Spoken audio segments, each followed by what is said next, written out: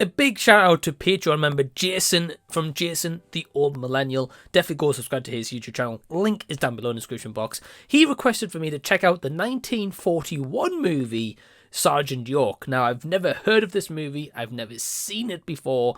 But also, I haven't seen many movies in that kind of time period, except from a more recent year where I've delved deeper and kind of in more of the past of cinema.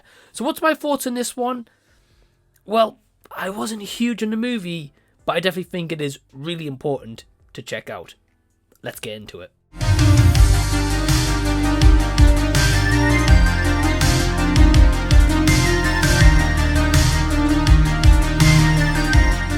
Hey everyone, what's going on? Welcome to the channel and thank you so much for taking your own time out to check out this spoiler-free review.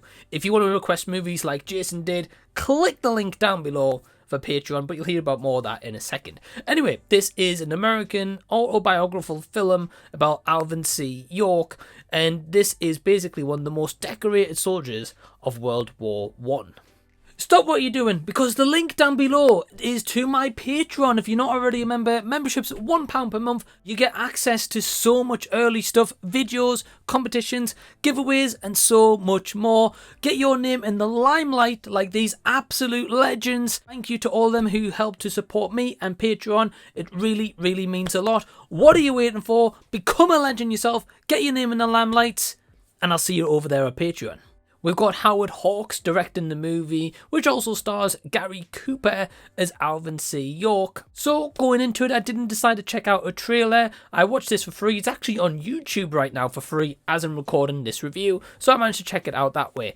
Now, this is the thing with this movie, right?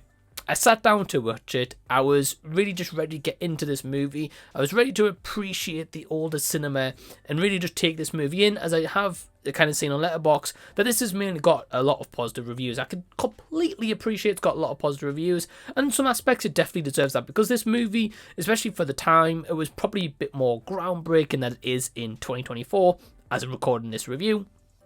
Also, it's definitely a very important movie about Alvin C. York, of course, one of the most commemorated kind of soldiers of World War I. Now, to me, I'd personally never heard of him, but it's also really cool for me to kind of expand my knowledge, as I definitely read up more about him after watching the movie. I think Gary Cooper does a good job here, and I think especially as Alvin, there's times where you really feel for the character, that you just kind of want to follow this character along on his journey and see where it's going to lead up and kind of what predicaments he gets himself into, but also like how his life is going to change from where we start all the way up, right up until the end. It's definitely an interesting journey, and I also really appreciate the filmmaking for the time in 1941. As I mentioned, completely different towards nowadays, but one thing that I really do like is when I check out these older movies, I can really just appreciate the cinematography and kind of how they made these films back then compared to now, the differences, and of course more of authenticity, especially more towards back in that time. They don't have the fancy technologies like they do now to try and make a movie seem as if it's in the past. This of course was set at, at a time or near then, or at least it felt like it was, so I can really appreciate that. The acting, it's a bit of a mixed one, right? Because of course, as I say, it's of its time to an extent. Do I think it is like utter terrible performances? No, absolutely not. But there is sometimes I felt it's not as good as I wanted it to be, or some characters maybe didn't sell the moments here or there. I think the biggest issue that I personally had with Sergeant York is I felt it took about 50 minutes to an hour for this movie to really get going. And by that point, I was like, is something going to happen here? Or are we finally going to get to like something interesting? Because yeah, I appreciate it's got to explain a little bit of backstory and kind of give us a big ground for like where our movie is going to take place.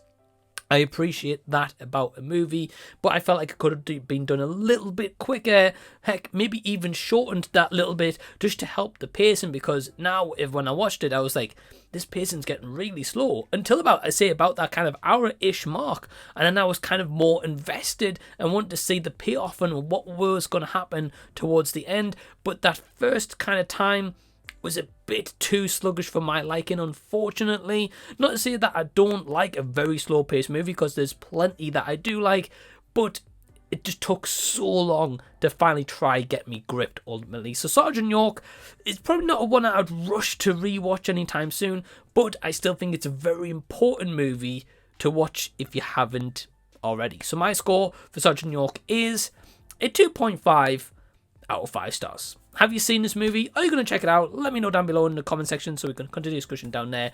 Give the video a thumbs up, subscribe to the channel by clicking the red button down below. Click over here to see more content of mine that you may have missed. And until next time, I'll see you guys. I'll be seeing you later.